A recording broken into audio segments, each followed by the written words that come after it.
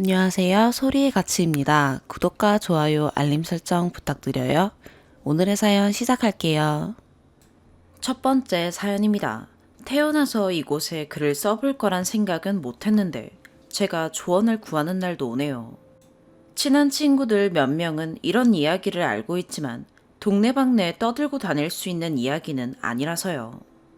저보다 현명하신 분들의 조언을 들으려고 마음 다잡고 글 써봅니다. 기본적인 상황은 30대 중반으로 결혼한 지는 3년 차입니다. 아기는 없고 둘 다 전문직입니다. 가정 형편은 서로 양가가 비슷합니다. 저희 쪽은 아버님 공기업 퇴직하시고 재취업하신 상황이고 어머님은 가정주부세요.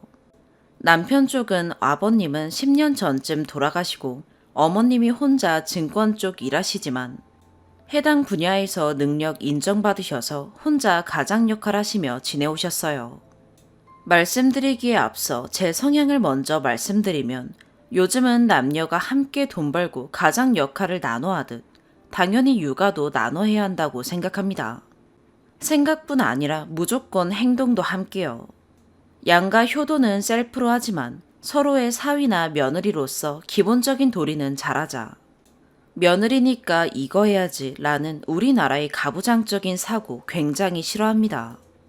예의는 중요하게 생각하지만 할 말은 하고 살아야 한다고 생각하고 무조건 참는 게 좋은 건 아니라는 마인드입니다. 불화의 시작으로는 첫 번째, 홀 시어머니의 자매들의 간섭. 이 문제는 꽤 컸습니다. 어머님이 장녀는 아니지만 위에서 말씀드렸듯이 일하는 분야에서는 능력을 인정받으시고 정말 열심히 사셨기 때문에 거의 장녀 역할을 하세요. 밑으로 있는 이모 2명이 있는데 그 이모들이 저와 크고 작은 트러블이 있었습니다. 홀 시어머니라 이모들이랑 우애가 깊은 건 너무 감사하고 다행이지만 이런 문제들이 있었어요. 1-1 첫 만남, 이모의 기분 나쁜 말들. 결혼하고 난 후 처음으로 어머님의 집에 초대되어 밥을 먹는 날이었어요. 저도 꽤나 긴장과 설렘을 안고 간 날이었는데 갑자기 이모 1명이 오시더라고요. 미리 이모가 온다는 이야기를 들은 적이 없었지만 그래도 일어나서 인사했는데 저를 본 척 만 척 하시더라고요. 남편과 제 앞에 앉아서 남편만 보고 이야기하시길래 뭐지 싶었지만 처음 초대된 날 괜히 기분 언짢고 싶지 않아서 참았습니다. 그런데 밥을 먹다가 어머님이 남편과 저를 얘기하시며 얘네들은 나물을 잘 먹더라, 예뻐 라고 이야기하자 그 이모가 지들이 먹어야지 어쩔 거야 하는 거예요. 지들? 그 단어에 멍해져서 밥맛이 뚝 떨어졌습니다. 그 앞에서 뭐라고 못한 게 열불이 나지만 그래도 뒤에서 어머님과 이야기할 때 이 이야기를 털어놓을 예정이라 이 부분은 패스할게요. 돌아오는 길에 남편한테 그 이모에 대해 물었고 남편은 아기가 없이 원래 츤데레 성향의 이모라고 했지만 저는 제 상식적으로 처음 만난 조카 며느리한테 할 언행은 아니라고 판단하여 그 이모에 대해서는 거리를 두기로 마음 먹었습니다. 1-2 첫 명절에 그 이모의 언행. 이날은 몇 년 전 이야기지만 결혼하고 첫 명절, 첫 추석이었습니다. 저희 집안은 기독교라서 제사를 지내본 적은 없고 남편은 무교라서 돌아가신 아버님에 대한 약식의 제사 아주 간단하게 드리긴 하더라고요. 어쨌든 음식을 했어야 했는데 당연히 저희 부모님은 저희 쉬라고 하시고 미리 와서 뭐 해달라 말씀하시지 않습니다. 근데 시가에서는 내심 바라는 눈치더라고요. 여느 며느리처럼 시가 가서 뼈 빠지게 일하는 사람들의 모습으로는 살고 싶지 않고 그럴 자신도 없었기 때문에 남편을 통해 언제 가면 되는지 여쭤봐 달라고 했고 어머님은 명절 당일 오전 9시까지 오라고 했다고 하시더라고요. 그래서 남편이랑 오전 8시까지 좀 이른 시간에 갔고요. 당일 가보니 그 이모가 또 계셨습니다. 근데 들어가자마자 어머님과 이모가 하는 소리가 가관입니다. 이모가 먼저 얘, 너네 엄마가 너무 화가 나서 음식이 이번에 맛이 없다. 키우는 애완묘를 보더니 얘도 우리가 욕하는 거 들었나 봐. 너네 피하네. 이어서 어머님은 왜 이렇게 늦게 왔니? 명절이면 하루 전에 와서 자고 가기라도 해야지. 짐도 안 풀었던 저희에게 이런 말들을 쏟아내는데 너무 황당했던 터라 제가 듣다 참지 못하고 어머님 9시까지 오라고 하신 거 저희가 좀 서둘러서 왔고요. 저도 저희 부모님이 있어요. 전날 하루 와서 자고 당일 명절에 있으면 저희 부모님은요. 저희 부모님도 그러길 원하실 텐데요. 라고 대답했더니 이모가 갑자기 저를 탁 째려보더라고요. 그래서 저도 전에 당한 감정이 있어서 쳐다봤습니다. 그랬더니 그제서야 눈을 피하더라고요. 어머님은 갑자기 그 이후로 아무 말씀 안 하시고요. 할 말이 없으셨겠죠. 그날 밥이 어디로 넘어가는지도 모르고 첫 명절이라 참다가 어머님한테 먼저 이야기를 꺼냈고 어머님이 당신이 감정적이었다고 아깐 미안하다고 하시기에 정말 이야기 잘하고 저도 앞으로 더 잘하겠다고 말하고 풀었습니다. 그 이모는 미해결된 채로요. 그 일이 있고 난 후 남편이 항상 다행히 제 편이라 제가 기분 나쁠 만한 위의 상황들을 이해하고 어머님한테 대신 이야기를 했나 보더라고요. 이모가 왜 저한테 그러시는지 모르겠다고 기본적인 언행의 선을 넘었으니까 거리를 두게 하자고 쓰니가 불편해한다고요. 그랬는데 어머님은 원래 혼자 지내시며 이모들과 함께 지냈기에 어떻게 오지 말라고 하냐고 왜 쓰니 편만 드냐고 성을 냈고 엄청 심하게 싸웠다고 들었어요. 제 편을 들면 유난히 더 예민해지시는 느낌입니다. 당연히 제 입장에서는 남편이 옳은 소리 했다 생각하지만 괜히 불화가 생긴 것 같아서 마음이 편하지는 않았습니다. 1-3 이모와 어머님의 뒷담화 위에서 계속 언급했던 그 이모와 어머님이 최근에 제 얘기를 했다고 들었어요. 근데 그 이모가 첫 만남 때 제가 인사를 안 했다고 했다더라고요. 그 얘기를 어머님이 그대로 남편한테 했고 제 흉을 보려고 했나 보죠. 그러자 남편이 쓰니가 인사 안 할 사람이냐. 내가 옆에 있을 때 일어나서 같이 인사하는 거 봤다. 무시한 건 이모다. 라고 이야기를 했더니 얼버무렸대요. 두 번째, 어머님의 성향. 위에서는 내내 이모와 관련된 이야기들을 했는데요. 어머님의 아래와 같은 점들 때문에 잦은 마찰을 지켜보는 게 힘이 듭니다. 사실 어머님과의 성향이 특이해서 어머님과 저와 자식들 간 마찰이 참 많았어요. 2-1 아나 무인의 성향. 기본적으로 돌아가신 아버님이 가장으로서 책임감을 다 못하신 케이스라 어머님이 홀로 서기를 하셔야 하는 상황이었기 때문에 독립심도 강하시지만 자신감이 엄청 높으십니다. 실제로 스스로 자부심을 느끼시는 말들을 굉장히 많이 하세요. 근데 여성으로서 홀로 서기를 하신 건 대단하신 거라 그것에 대한 존경하는 마음은 정말 큽니다. 다만 문제는 남편과 남편의 여동생 시누이에게 항상 자식이니까 참아야지. 자식인데 이 정도도 못해줘. 식의 이야기를 한다는 것입니다. 연애할 때부터 이런 언행들 때문에 남편과 여동생이 힘들어하는 걸 많이 들었어요. 쉽게 말해 아나무인의 성격이 있으십니다.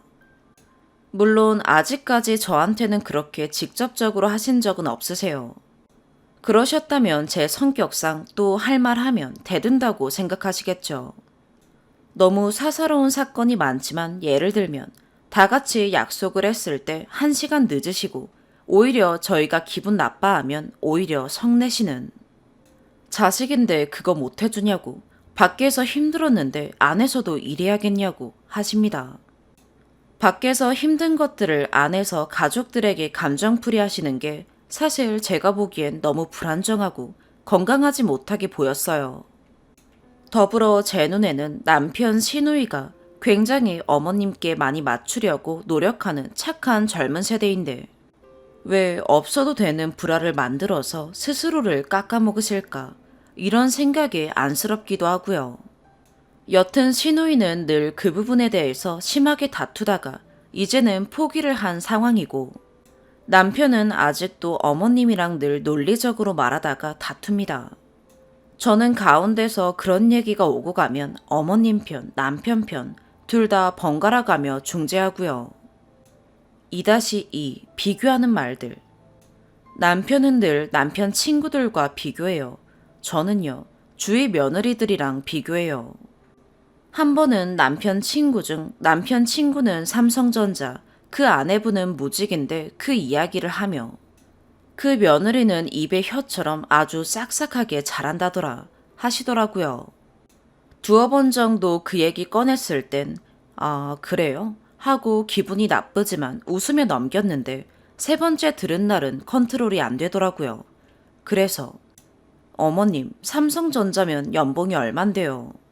저도 남편이 그렇게 벌어오면 집에 있으면서 그렇게 잘하죠. 했고 남편도 민망했는지 옆에서 엄마는 왜 자꾸 그 얘기를 꺼내? 대체 몇 번째야?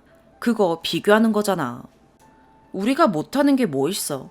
때 되면 얼굴 보고 밥 먹고 용돈 매달 드리고 이렇게 잘하잖아.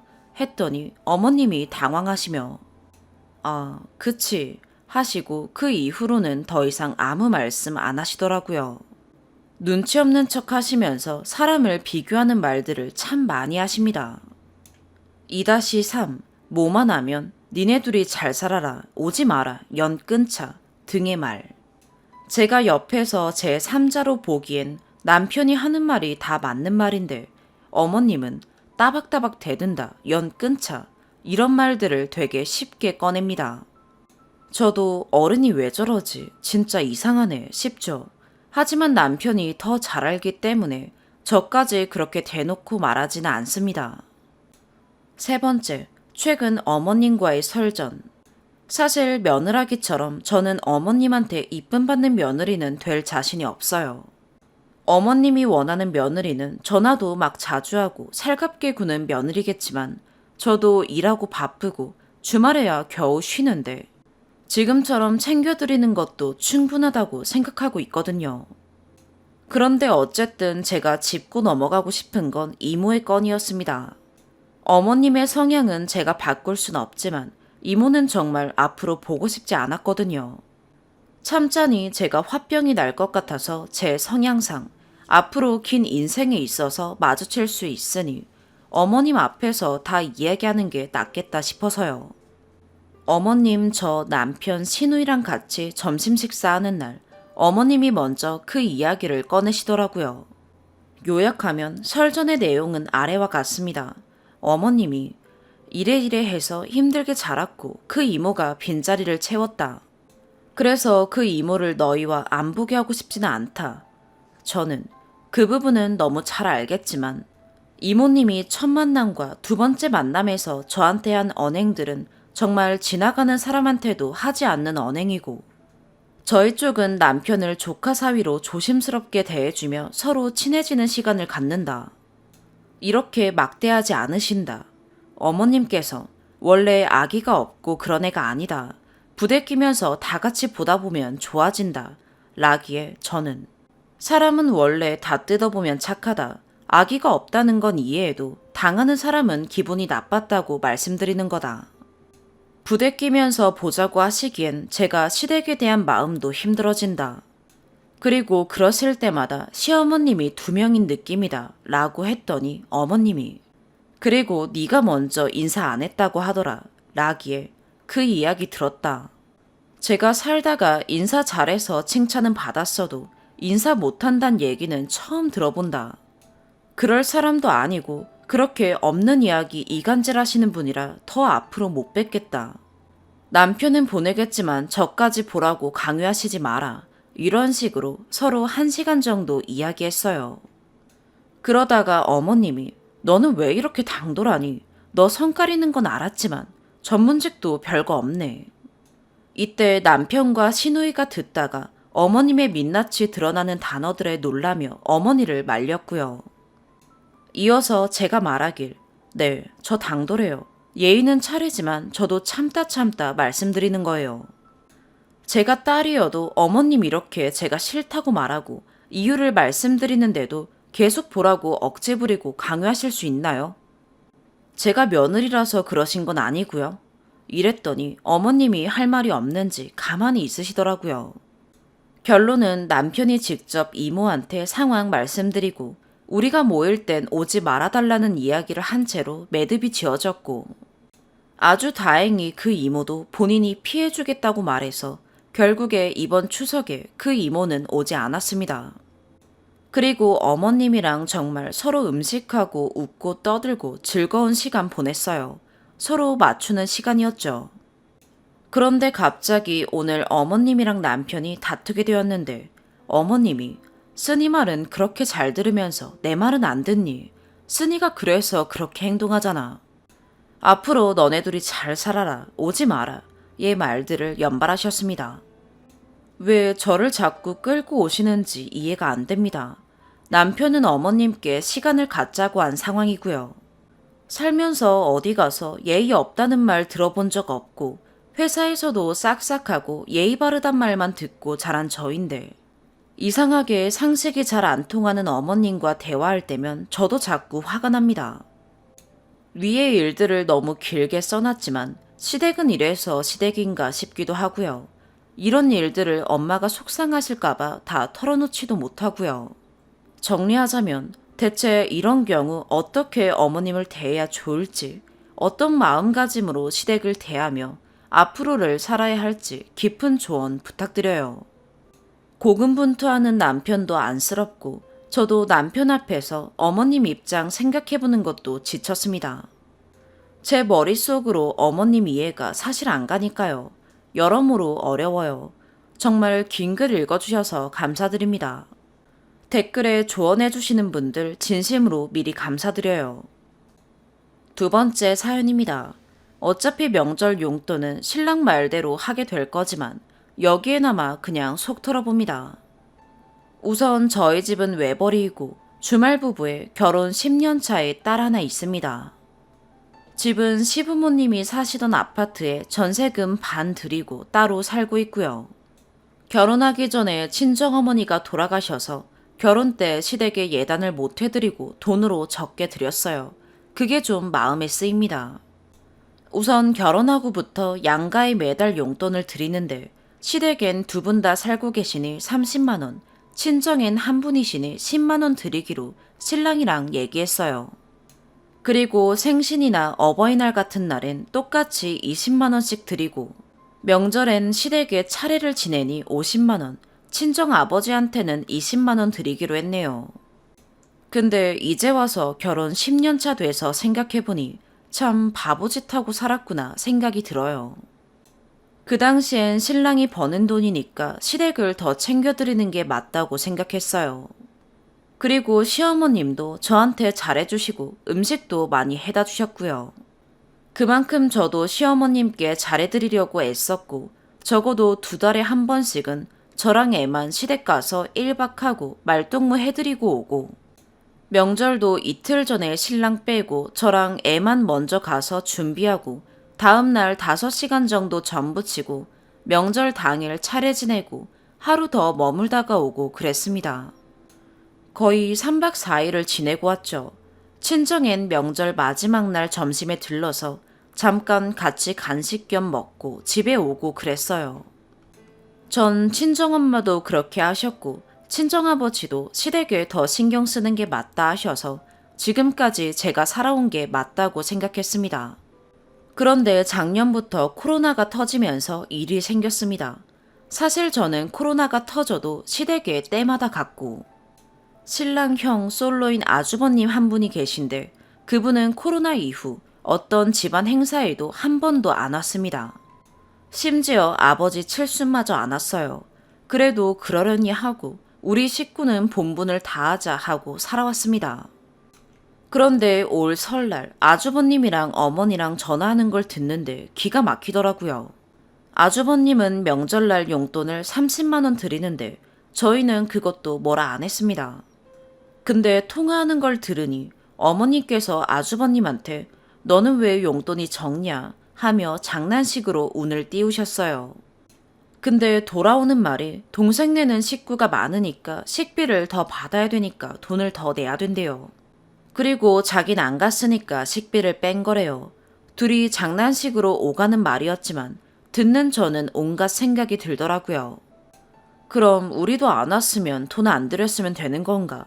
우리가 결혼해서 식구 늘린 게 잘못인가? 며느리가 오면 입이 늘어서 민폐인 건가? 등등 잡생각이 들면서 열이 솟구치더라고요. 뭔가 억울했습니다. 그래도 뭐라고 그 자리에 한마디도 못하고 집에 왔습니다. 근데 시댁에 정이 뚝 떨어지더라고요. 그래서 설날 이후 원래는 일주일에 2번 시어머니께 전화드리던 걸 안 했습니다. 그랬더니 시어머니께서 일주일에 1번 전화하셨고 전 그냥 받고 겉대화하고 말았습니다. 아마 저의 이상한 낌새를 눈치채셨겠죠. 그리고 뭔가 시부모님도 불만이 저에게 생기셨겠죠. 다 늙은 내가 왜 며느리한테 매주 전화해야 하는지에 대해서요. 그러다가 큰일은 올해 어린이날에 터졌습니다. 신랑도 없었지만 저희 집에 오셔서 점심 드시고 가셨어요. 그러다 장난감 문제였는데 아이의 교육 문제로 얘기가 오갔고 제가 앞으로 슬라임 같은 장난감은 안 사주셨으면 좋겠다고 좀 단호하게 말씀드렸습니다. 그랬더니 네가 어떻게 나한테 이렇게 말할 수 있냐고 하시더라고요. 제가 당황해서 네? 그랬더니 다짜고짜 너 같은 애 처음 본대요. 할머니 할아버지가 손녀 예뻐서 사주는 장난감 갖고 뭐라 한다고요. 근데 이번엔 저도 죄송하다 얘기하고 싶어지지 않더라고요. 그래서 몇 번 더 단호하게 사주지 않으셨으면 좋겠다고 저랑 얘기 먼저 하고 사주시라고 얘기했습니다. 그랬더니 앞으로 저랑 상대하지 않으시겠대요. 전 좀 벙쪘습니다. 겨우 이깟일로 그동안 잘 지내왔던 걸 이렇게 무너뜨린다고? 난 내 의견도 내면 안 되는 사람이었나? 그러고 가셨고 전 그래도 전화해서 더 얘기하려고 여러 번 연락을 드려봤습니다. 안 받으시더군요. 시아버님께 전화드렸는데 시아버님은 받아주시더라고요. 제가 우선 죄송하다 말씀드렸어요. 시아버님께서 나도 좀 놀랐다. 엄마한테 빨리 사과해라. 전화 안 받으면 집으로 찾아가서 무릎 꿇고 빌기라도 해라. 라고 말씀하시는데 거기서 또 망치 한 대 얻어맞은 기분이었습니다. 내가 무릎 꿇을 만큼 잘못한 일인가. 나도 아직 화가 덜 풀려 있는 상태인데 그저 내가 숙이고 들어가야 하나. 날 완전 밑으로 생각하나. 별의별 생각이 또 스치더라고요. 시아버님께는 그냥 저도 화가 나 있고 풀리면 연락드리겠다 하고 끊고 지금까지 전화 안 드리고 있습니다. 아예 연락 끊고 있어요. 그런데 추석이 다가오니 급 설날에 들었던 통화 내용과 그동안 들였던 돈들 생각하니 억울하더라고요. 신랑과는 잘 얘기해서 내가 지금 불편하니 시댁에 안 가겠다고 했고 신랑도 잘 받아주었어요. 그 점에 대해 신랑에겐 고마웠습니다. 그러고 나서 면절 용돈을 시댁과 친정 똑같이 30씩 드리자고 제안했습니다. 시댁에 용돈을 낮추는 2가지 이유를 들었는데 첫째로 어머님이 제사를 안 지냈으면 해서입니다. 차례 비용 80은 든다며 매일 얘기하시던 분이시거든요. 둘째는 내가 안 가니 먹는 입이 줄어드니까. 그랬더니 콧방귀를 뀌면서 어떻게 용돈을 줄일 수 있냐고 하대요. 결혼하기 전부터 그렇게 드렸던 용돈이었다고. 매일 새 아파트 이사 가고 싶은데 돈 없다고 난리치는 건 신랑이면서 말이죠. 당신과 엄마 기싸움 하는데 돈으로 자기를 끼게 하지 말래요. 여기서 내가 처음부터 너무 잘못 길들였구나 생각에 후회했습니다. 그럼 이렇게 계속 드리는 건 부담이 전혀 안 되냐 하니 자기는 괜찮대요. 그래서 결국 시댁 50, 친정 30 드리는 걸로 결판 냈네요. 사실 아이 아니면 그냥 따로 살고 싶은 생각이 간절해지더라고요. 신랑이 저랑 결혼하고 바로 일자리 못 구했을 땐 제가 가장이 돼서 돈 벌기도 했고 취직하고 주말 부부 되고 아이 낳으면서 저 혼자 육아 다 했고 육아를 하다 보니 제 경력은 포기하게 되었네요. 그 와중에 전 시댁 행사를 잘 챙겼다고 생각했는데 시어머니 눈에는 차지도 않았나 봐요. 10년 만에 정을 바로 툭 끊어버리시다니 그동안은 잘 지내왔기에 섭섭함이 더 크네요. 시어머니께서 제가 CRPS 증상으로 앓고 있을 때 많이 신경 써주셨고 친정엄마 없으니 한약도 사서 먹여주시고 좋은 분이셨기에 욕은 하기 싫습니다. 뭔가 이번 일로 삶이 무의미하게 느껴져서 다 싫어지네요. 근데 다시 돌아가라 하면 그건 싫습니다. 다신 옛날과 같은 좋은 감정으로 돌아갈 순 없을 걸 알아서요. 어찌 보면 제가 오해하고 마음이 변한 건가 싶기도 한데 이번만큼은 왠지 숙이고 들어가고 싶지 않네요. 그냥 이 세상 처음 보는 며느리로 살래요. 그리고 신랑과는 다신 시댁일로 얘기 안 하렵니다. 그저 서글픈 마음에 답답해서 적어봅니다. 긴 글 읽어주신 분들께는 감사드려요. 세 번째 사연입니다. 저는 30대 초 여성이고 어릴 때는 그럭저럭 평범한 집이었는데 마침 제가 대학 준비할 때쯤 고등학생 때 경제적으로 집안이 몰락해서 아쉽게 대학은 못 갔습니다. 당장 돈을 벌어야 했어서 비교적 페이가 높은 고깃집이나 일식집에서 서빙해서 하루에 11시간 일해서 한 달에 270 정도 벌다가 빚 다 갚고 이대로는 정말 평생 이러고 살 것 같아서 뒤늦게 공부 시작하고 대학 가서 대기업 계약직 취직해서 기대 안 하고 잘 다녔습니다. 정말 하루하루 출근하는 게 신날 정도로 팀 내 분들이 정말 좋은 분들이었고 운 좋게 잘 봐주셔서 정규직으로 전환해서 다니다가 그동안 남들은 돈 모아놨는데 난 이제 시작이니 더 열심히 벌어야겠다는 생각이 들어 5시에서 6시에 퇴근하고 회사 근처 카페에서 투잡 뛰다가 손님으로 온 지금의 신랑 만나서 연애 후에 결혼 3년 차입니다.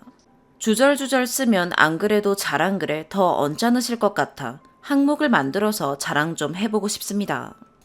첫 번째, 너무 다정합니다. 그냥 인간이 마음 씀씀이가 작은 것부터 큰 것까지 천성 자체가 너무 따뜻합니다. 예로 저랑 연애할 때 결혼 생각을 자기 혼자만 했을 때입니다.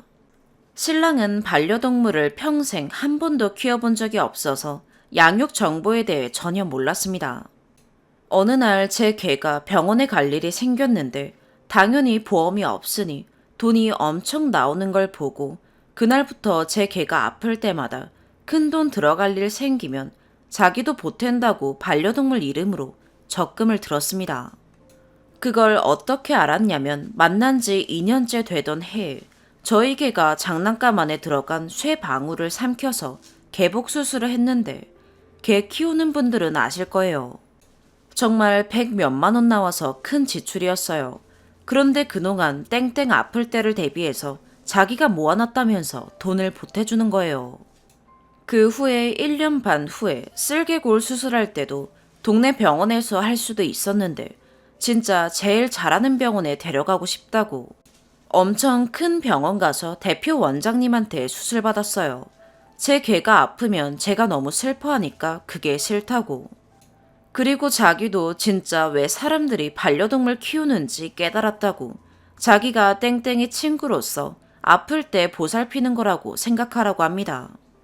그리고 자기도 출근해야 되는데 제가 8시 출근이면 7시쯤에 회사 근처 커피숍에 가서 커피 사서 저 출근할 때 주고 갑니다. 또 제가 머리가 길어서 머리 감으면 말리는 시간만 30분 정도인데 그걸 항상 제 머리를 말려줍니다. 가끔 제가 피곤하고 귀차니즘 폭발인 것 같으면 머리도 감겨줍니다. 주말마다 팬케이크 만들어줍니다. 처음엔 이게 인도 커리 찍어 먹는 난인지 팬케이크인지 헷갈렸는데 지금은 고퀄리티 팬케이크입니다. 두 번째, 시댁 스트레스를 안 줍니다. 시댁도 진짜 너무 좋으신 분들 만나서 정말 제가 가는 날이면 며칠 전부터 저한테 뭐 먹고 싶은지 물어봅니다. 시댁에 가도 제가 손님이라고 대부분 저한테 맞춰주십니다. 평소에 제가 먼저 카톡하면 답장 정도 해주시고 일절 전화나 카톡 안 하십니다. 옛날 분들이라 아무래도 신랑만큼 다정하거나 따뜻한 건 아니지만 정말 츤데레의 정석입니다. 제가 가끔 그냥 이유 없이 시댁 가기 싫을 때 신랑도 가지 말라고 해서 안 가면 시댁에서도 그냥 왜 안 왔나 묻지도 않으시고 일이 바쁜가 보다 하십니다. 그리고 신랑이 저한테 만약에 고부 갈등이나 뭐 그런 거 생기면 최악의 경우에는 너는 우리 부모님이랑 인연 끊어도 된다고 싫은데 계속 보는 것도 폭력이고 우리 부모님이 너 존중 안 하면 너도 굳이 내 부모님이라고 일방적으로 맞출 필요 없다 라고 합니다. 앞으로 살다 보면 10년, 20년 어떤 일이 생길지는 모르지만 제 예상대로라면 시댁 어르신들이 그렇게 크게 달라지실 것 같지는 않습니다. 그리고 직설적으로 싫은 건 싫다 말씀해 주셔서 오해도 안 생기고 제 성격과 굉장히 잘 맞습니다. 저희 형님도 저랑 지금까지 딱 3번 정도 봤습니다. 정말 서로에게 관심이 없습니다. 다른 분들은 어떠실지 모르지만 저는 형님 내외 가끔 뵈면 참 좋으신 분들이지만 굳이 가까이 엮이지 않는 점도 참 좋습니다. 형님께 늦둥이 아들 한 명이 있는데 시부모님이 손주를 무척이나 보고 싶으실 텐데 먼저 형님이 연락하지 않는 한 언제 올 거냐. 손주 보고 싶다 그런 말 1절 안 하세요. 귀찮게 하기 싫다고요. 3번째, 싫다는 건 안 합니다. 상대방이 좋아하는 거 해주는 것도 물론 중요하지만 싫다는 거 안 하는 게 최고의 사랑이라고 생각하는데요. 물론 습관 참 고치기 힘들고 저도 허점 투성이 인간이라 내 자신도 싫은 짓 계속합니다. 그래도 신랑은 제가 싫다고 하면 정말 의식하고 용서서 고쳐요.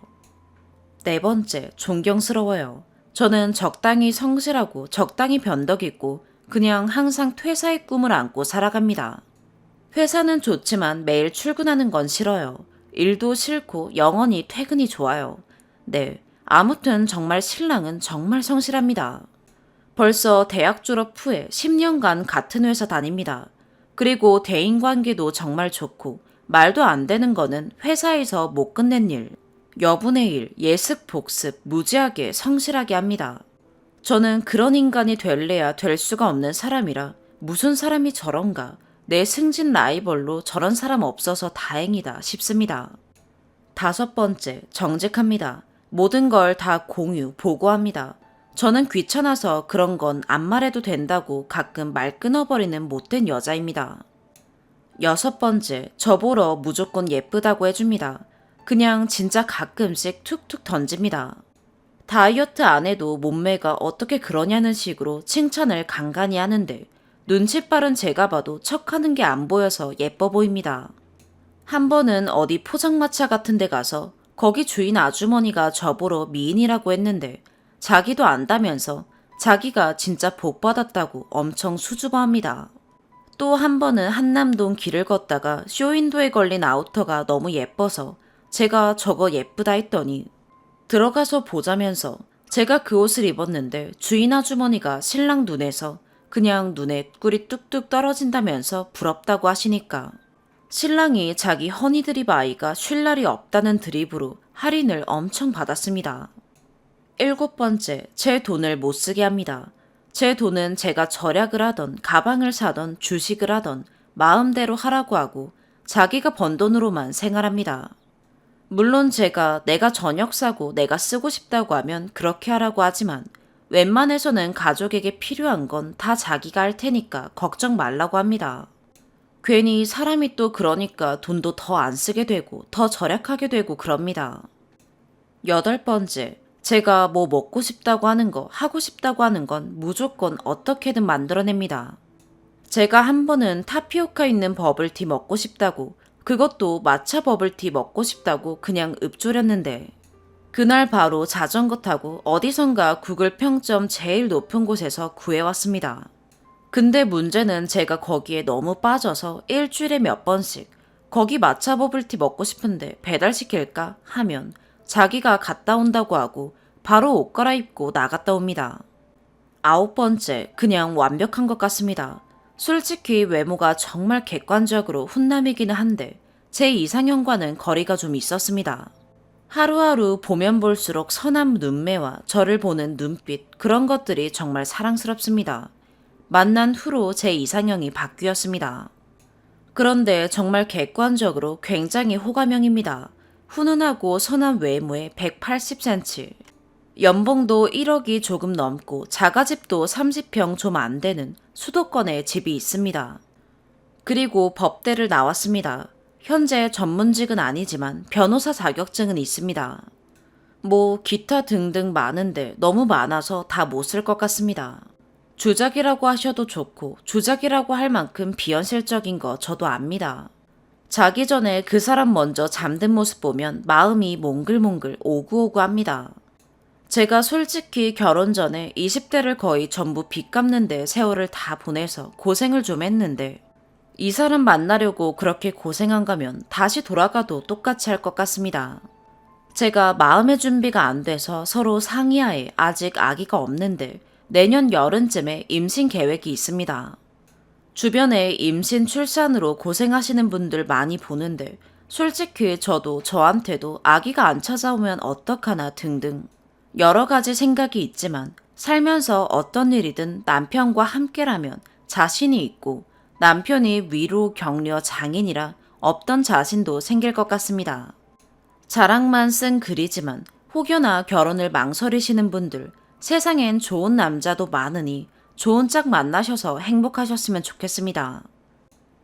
네 번째 사연입니다. 처음으로 그냥 하소연합니다. 사돈댁과 명절 선물로 갈등이 생겨서 부모님께서 속상해 하십니다. 저는 자식 입장이고 제 형제의 사돈댁과 갈등이 생겼습니다. 정확히 말하면 우리 부모님만 속상한 누군가 알아볼까봐 자세히는 안 적겠습니다.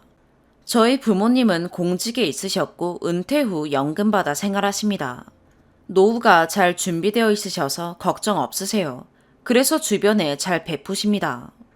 전 제 일이 아니라 신경 안 써서 몰랐는데 부모님께서 제 형제가 결혼 후 몇 년 명절마다 한우 세트를 사돈댁으로 명절 선물로 보냈나 봅니다. 근데 이번에는 갑자기 아빠께서 편찮으셔서 가족들이 좀 정신이 없었습니다. 매번 구매하던 곳에 미리 예약을 못해서 못 보냈다고 합니다. 그런데 사돈댁이 갑자기 고기를 못 받아서 차례상 명절 음식하는데 애먹었다며 다음에는 안 주실 거면 미리 연락 달라고 연락이 왔다네요. 저희 엄마는 아빠 건강 때문에 가뜩이나 예민한데 이런 소리까지 들으니 속상해서 지금까지 알아 누우셨어요. 그래서 제가 형제 배우자에게 직접 말했습니다. 사돈들께서 한 행동은 예의가 아니라고, 사돈이라고 명절을 챙겨주는 게 의무는 아닌데 그런 식으로 말하니 기분 나쁘다. 아버지 안부는 안중에도 없는 게 더 괘씸하다 라고 전했습니다. 그러니 집에 가서 제 형제와 대판했나 보네요. 괘씸이라는 단어에 자기 부모 무시했다고 이제 부모님과 저랑은 안 보겠다 해서 그래라 했습니다. 저희 부모님은 사돈이 경우가 없긴 해도 너가 나서서 더 골치 아프다네요. 근데 전 후회는 없어요. 제 성격이 따뜻한 말을 못하고 그때 욱해서 사돈 어른들께 괘씸하다는 예의 어긋난 소리를 한 건 좀 죄송하지만 이건 아니지 않나요? 제 형제는 사돈이 그랬다는 거에 놀라고 30년 동안 조용하던 제가 날선말로 한 소리에서 또 놀랬나 봅니다. 결혼 생활 쉽지 않다며 중간에서 이러지도 저러지도 못하네요.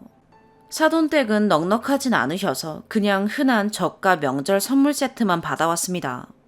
그것도 어디 회사에서 주는 거 그대로 보내는 것 같은데 저희 부모님은 그걸 받고도 감사 인사 꼭 보냈다네요. 다음부터는 챙기지 말아 있고 전 사과받고 싶은데 어떻게 생각하세요? 추가. 글을 올리고 정신없이 하루를 보냈어요. 방금 확인하니 많은 관심에 감사합니다. 욱해서 쓴 글이라 다시 읽어보니 일러 바친 것 같기도 하고 참 민망합니다. 그래도 이 새벽에 이 기분으로 잠도 안 오고 후기를 좀 추가해 볼게요. 전 신우이입니다. 그리고 남동생 부부입니다. 평소에 남동생과 살가운 사이도 아니고 올케와 결혼 후에 저도 불편해서 더 거리두기 했습니다. 올케한테 개인적으로 연락한 건 그때 처음이었습니다. 제가 손윈이 올케한테 이런 말 정도는 할 수 있다는 제 어리석은 생각에 이 사단이 났습니다. 중간에서 끼어든 제 잘못이 맞습니다. 그래서 그 부분을 사과하고 싶어 오후에 연락했는데 안 받네요. 그래서 남동생에게 연락했고 올케에 대해 이런저런 얘기도 나눴습니다. 올케 자체는 참 괜찮은 사람입니다. 띨박이가 어디서 저런 여자를 데려왔지 다시 봤을 정도로요. 인서울 좋은 학벌에 알아주는 공기업 재직 중이고 제가 볼 때는 외모도 빠지지 않고 옷 센스도 있어서 중저가를 입어도 명품 같아 보이고 자신에 대해 자신감도 넘치고 같은 여자가 봐도 똑부러지게 잘 자란 티가 납니다. 저도 처음에 소개받고 잘 사는 집 딸을 데려온 줄 알고 동생에게 너가 감당할 수 있겠냐고 물었거든요. 근데 상견례 할 때 사돈 어른분들 보고 좀 놀랐어요. 나름 신경 쓰고 오신 것 같지만 행색이 올케와는 거리감이. 그때 올케네 형편이 넉넉하지 않겠구나 느꼈어요. 그래도 남동생과 저희 가족은 사람이 괜찮으니 신경 쓰지 않았습니다. 사돈께서 어려운 환경에서 스스로 잘 자란 계룡녀 딸부심이 있어서 결혼 준비 중 실언을 좀 하셨지만 해프닝으로 잘 넘어갔고 저희 집 도움으로 걱정 없이 결혼 준비하고 잘 살고 있습니다. 여기까지는 제가 아는 내용입니다. 남동생은 연애하는 동안 올케 집에 가보질 못했다네요. 항상 올케 집 근처 큰 길에서 헤어지고 집까지 데려다 준다 하면 예민하게 반응하고 잘 나가던 올케에게 연립주택 반지하에 능력 없는 가족이 유일한 흠이랍니다. 집안에 빚도 있어서 올케가 매달 갚고 있는 것도 월세 수시로 밀려서 살고 있는 집에서도 나올 판이고 사돈들께서 곧 갈 곳이 없어져서 내년에는 잠시만 동생 부부 집에 머물기로 한 것도 알게 되었어요. 보증금 마련해서 나가신다는데 뭐 동생이 괜찮다니까 제가 신경 쓸 필요는 없지만 이렇게 어려운 줄도 몰랐습니다. 올케가 자기 집안에 관해서는 자격지심이 심했고 집 사정이 어려워져서 힘든데 저까지 그러니까 열등감이 폭발했답니다. 시댁은 잘해주고 평안한데 자기 부모는 못 배워서 눈치가 없고 자기는 그런 취급 받기 싫어서 열심히 살아왔는데 부모가 계속 발못 잡으니 힘들다면서 미친 사람처럼 울고불고 뛰고 동생도 놀래서 진정시키고 저도 얘기 듣고 놀라고 또 미안하고 그래서 어제는 통화 못했고 올케 마음 정리하면 연락 달라고 사과하고 싶다고 전해달라고 했습니다. 이제 사돈 잘못이나 사과가 중요한 게 아니고 동생 부부가 좀 걱정됩니다. 싸우기도 많이 싸우고 힘들어하네요. 그리고 올케가 사돈 어른분께 뭐라 했는지 오늘 엄마께 전화 왔습니다. 저희 집에서 매번 고기를 넉넉하게 보내주셔서 소고기를 또 사면 남으니 따로 준비 안 했었다고. 이번에 급하게 준비하느라 정신이 없는 와중에 무슨 일이 있으신가 안부 연락 드린 거라고 오해 말라는데 엄마한테 전해들은 말이라 사돈 어른께서 하고 싶은 말이 뭔지 모르겠어요. 아무튼 오해라니까 뭐 엄마 성격에 괜찮다 하셨겠죠. 아빠 아프신 건 모르신 것 같습니다. 올케가 친정에 소식을 전하지 않았다네요. 제가 이제 선물하지도 받지도 말고 거리 두자 했습니다. 동생이 아빠 아프고 올케 처가 챙기느라 좀 피폐해지는 게 걱정이긴 한데 다행히 아직 큰돈을 요구한 건 없다니 좀 지켜봐야겠습니다. 글 읽으시면서 제 언행이 불편했을 분들에게도 죄송합니다. 시원한 후기는 아니라 죄송합니다. 올케 성격에 커뮤니티를 할 것 같지 않아서 후기까지 남기긴 했는데 혹시나 누가 올케 사정을 알아보고 또 상처가 될까 조마조마합니다. 그래도 읽어주셔서 감사합니다. 오늘의 사연 여기까지입니다. 구독과 좋아요, 알림 설정 부탁드려요. 시청해주셔서 감사합니다.